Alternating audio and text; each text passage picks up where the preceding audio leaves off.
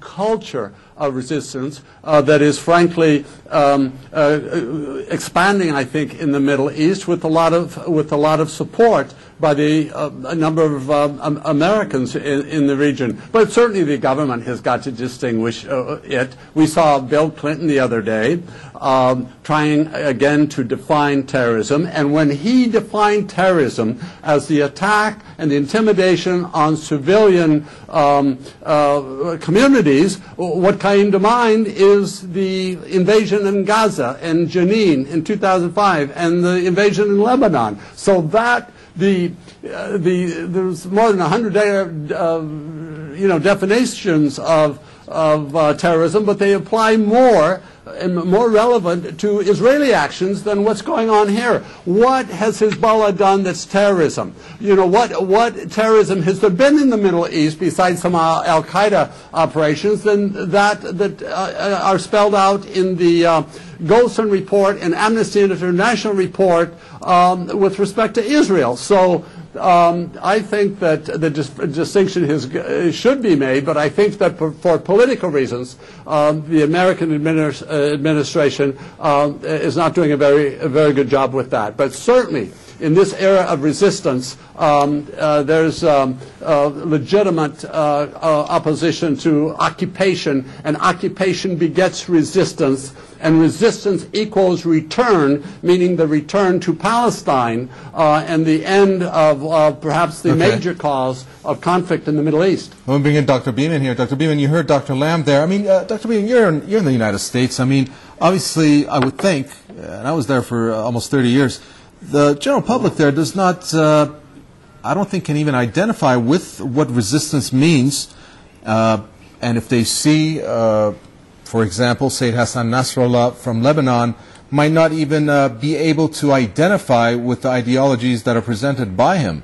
Tell us how it is portrayed in the media there, and tell us your thoughts about how, if you think the United States is concerned about this resistance, because I'm tying this in with the occupation by Israel and how the world's, well, their eyes were open. The world's eyes was open after the Gaza war, and maybe the United States is concerned about this. Well, the United States citizenry, by and large, does not really identify with the resistance in Palestine. But there is a significant group of people in the United States who stay aware of events in Palestine and in the West Bank, and and continually work to try to develop a greater awareness of what Israel has been doing in these areas. And I should tell you that a large number of these people are actually themselves Jewish.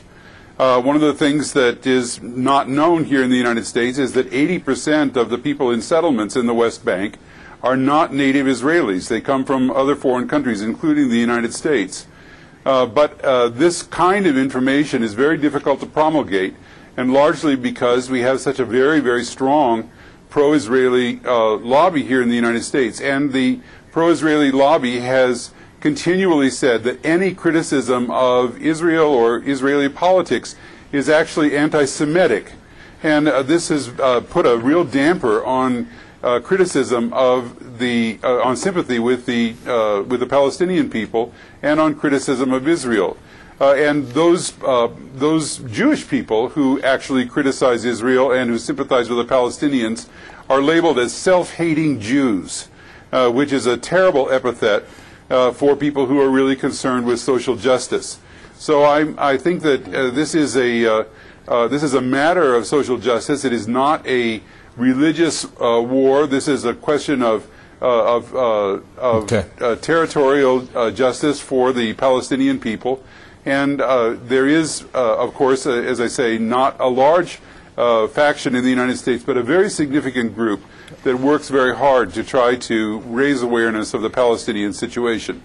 Those people are likely to be already convinced of the virtue of the kind of information that they're getting from the Palestinian territories. Okay, Dr. Lamb, the problem is convincing the rest of the U.S. population.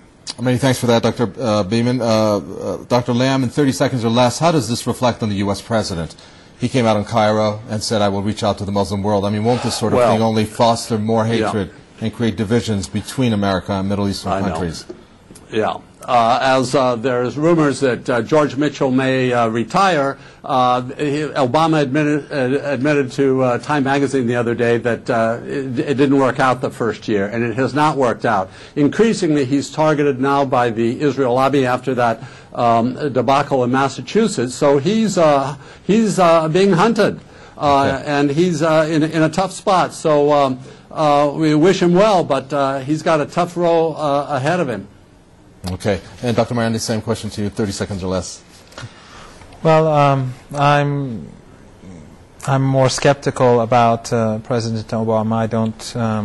I don't really think that there's going to be any real change coming. And although he may or may not be opposed to this particular bill, but I think that the general trend in the United States is one that I think should worry the people of the region. Thank you very much, Dr. Mohammed Marandi there from the University of Tehran, and from Beirut, Dr. Franklin Lamb. Many thanks there. And University Professor from Minneapolis, Dr. William Beeman. Thank you, gentlemen, all for your comments. That brings us to the end for this edition of Press TV News Analysis. You can always find out more and repeats of this on PressTV.ir and Press TV Global News. Many thanks to have joined us.